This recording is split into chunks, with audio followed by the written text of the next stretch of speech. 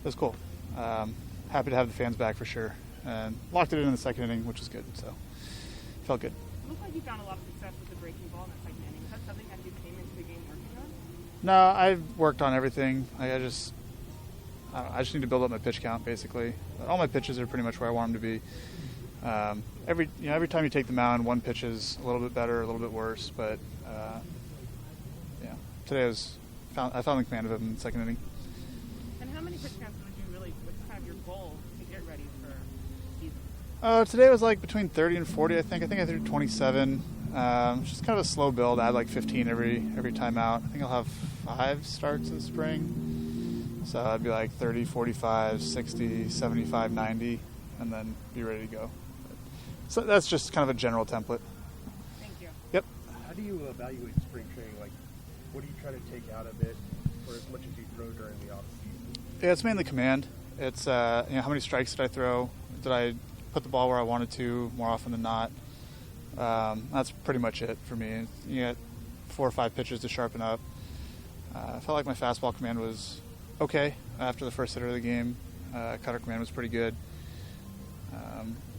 Curveball and slider command was good in the second inning once I locked it in. So that's really all it is. But I come into spring training ready to go. So it's just about building up the pitch count. What's the camp been like for you so far? That's been great. Obviously it's new, so there's a lot of new people, new faces, new names, new routines, stuff like that. But everyone's been super welcoming and engaged, and couldn't be happier with how everything's going. What's the dynamic with so many veteran guys that have done so much in their careers? You don't have to be the guy. Does that change the dynamics? I've never really looked at myself as the guy or not the guy. I look at myself as a piece of a team that's trying to do something, and if I can help someone along the way, whether he's older than me or younger than me or whatever, I try to do so. And so that's just kind of the same mindset that I brought into camp here, and just have conversations with guys when they're open to it, and learn the personalities. I'm not one to go out of my way and try to go tell other people or give advice without it being solicited. So I'm just trying to build relationships. Yeah, Clayton actually said that he was looking forward to maybe learning something from you this year. What does that mean to you, that the guy with everything he's done is still open to some of the new ideas that you have? Yeah, it's probably what makes him so good, right? If you stop learning, you stop improving. And I think there's, the culture here in general is just everyone's so open to new ideas and learning and getting better and trying to, push to do something more than we did last year. It's a testament to the front office and the people they've put in place on the coaching staff, and in the clubhouse, in the front office, and the analytics staff, all the support staff. So, so far, the culture's awesome. How differently do the Dodgers do things than the other teams you've been on? Some things are very different. Some things are the same. Spring training routines and schedules and stuff like that. It's hard to say with only a couple weeks in, because I haven't seen how the flow of the season goes and all that. But I think one of the things I do better than most teams I've been with is just the integration of the different departments. Strength staff and the medical staff and the on-field staff is talking to the analytics staff every day, and things are integrated. You see people from all the different departments. Some teams you have the analysts, but you never really see them around, so you can't develop a relationship with them. And so it's just that was one of the most impressive things about it, kind of in the whole free agency process, was just it was very clear how integrated everything was. Were there any butterflies, any extra excitement about going out there in a Dodger uniform for the first time? No, not really. Just work? Yeah, it was just the game. It felt good to be back out doing my job. But no real butterflies, no real adrenaline rush either. I got a little bit of an adrenaline rush when I signaled fastball there at the last hitter, but I'm looking forward to when the games matter and I get those butterflies, I get those adrenaline rushes, and that's what I live for. So I'm excited for that. You leaned into the fun a little bit. I saw the T-shirt you had, the Mickey Mouse. Yeah. You leaned into that fun a little bit, but do you feel like you have something to prove that you are that caliber of pitcher? No, I know what kind of pitcher I am. I know how hard I work, and how much knowledge I've amassed and how far I've come. So if I have something to prove, it's to myself. Always, I hold myself to a much higher standard than anyone else holds me to. So people can say what they want to say. I don't really doesn't really matter. Like, everyone played the same amount of games. Like, we showed up last year under an agreed upon set of rules, and you crown the best under those rules. Just like people say the Dodgers World Series wasn't legitimate, it's like everyone had the same opportunity in a given year under the same set of rules, and the Dodgers were the best team last year. Just like I was the best pitcher in the National League last year. So, yeah, whatever. 18 and 20 equal your best years, obviously, numbers-wise that far. So wondering what went right those years and maybe didn't go quite right the other years that you want to look back on and kind of take away from it? Well, I was hurt all of 2019. Outside of I got hurt my fourth start of that year.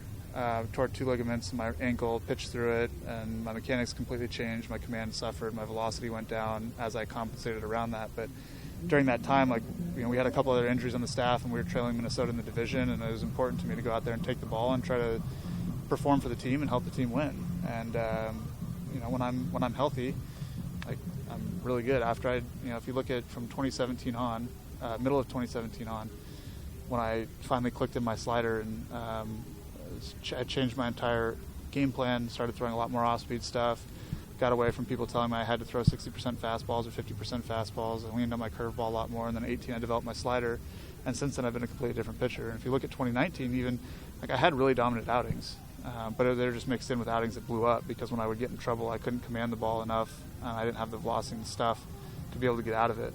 So, but I mean, if you look at middle of 2017 or last 90 starts coming into this year, you compare me to Garrett Cole and Steven Strasburg, it's a pretty direct comparison. So people can say what they want about career ERA and this and that and the other or whatever, but if you actually look at it, I've been pretty elite. And you still expect to go 40-45% with fastball? I don't know. It just depends on what the hitters tell you. Every year's different.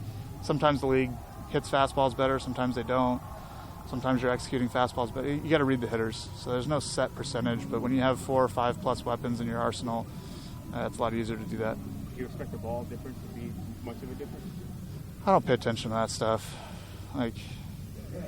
Whatever. It's the same thing. You got to compete with it. So if the ball flies 800 feet or it flies 400, you got to get guys out somehow. So just adjust to what's going on and be better. Is there a specific thing you can get better in?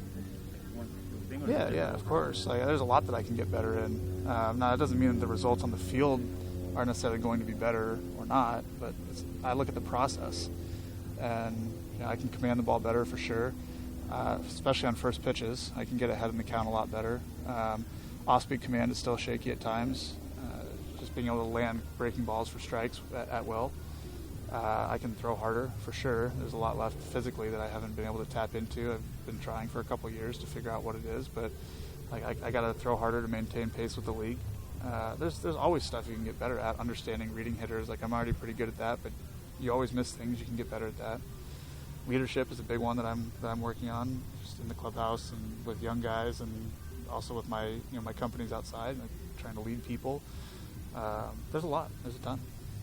Hey Trevor, in spring training, do you put a lot? Are you trying to get to know Will and Austin more? Are you a big believer in the pitcher-catcher relationship as part of your success?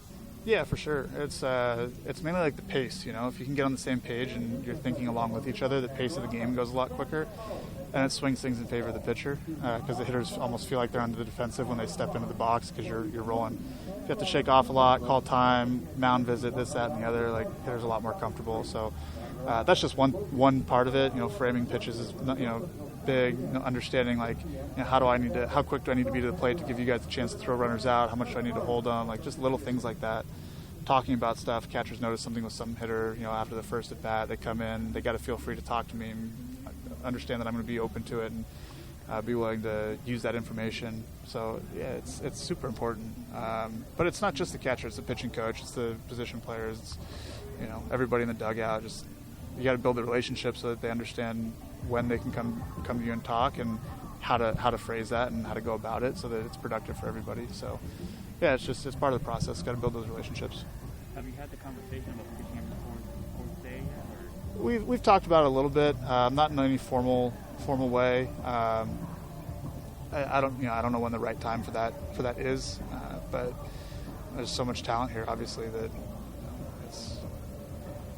it's not kind of top of mind right now, I would assume. So we'll have it at some point for sure. Everyone knows that I'm capable and prefer it, and ultimately I want whatever's best for the team. So if that's not that, then that's fine. And if it is, that the whole purpose of it in the first place was to be a better pitcher and make the team better. So at some point, I'm sure that conversation will be had. So historically, once a guy reaches 30, you're not thinking that can add a lot of velocity. You're saying you think you can. We've seen Kershaw, obviously, and the Verlander is another big example. What makes you think you can DeGrom does it every year. There's plenty of guys that do it. Morton started throwing significantly harder in his mid-30s. For every guy that, well, probably not. It's not probably a one-to-one correlation, but I think if you work hard enough and you do the right things, like I'm still in my physical prime. 27 to 32, somewhere in that range. There's just no reason why you should throw slower when you're in your physical prime. It's just a matter of finding the right training tools and the right routines and stuff like that. And I pay more attention to that stuff and track that closer than anybody else I've ever been exposed to. So I have no problem, or I have no doubt that I'll figure it out at some point. I just haven't figured it out yet. How much time do you spend looking over your tracking what you do? You go home, or you just... I spend probably an hour a day between logging data and taking my measurements and doing that stuff. I collect like 40 to 50 metrics on myself every day. And then I employ 4 or 5 analysts that do a lot of that work for me, between consultants and full-time employees. Like, I have a team that looks at it and gives me advice. So I have the right people in place, and we spend a lot of time on it. It's very important.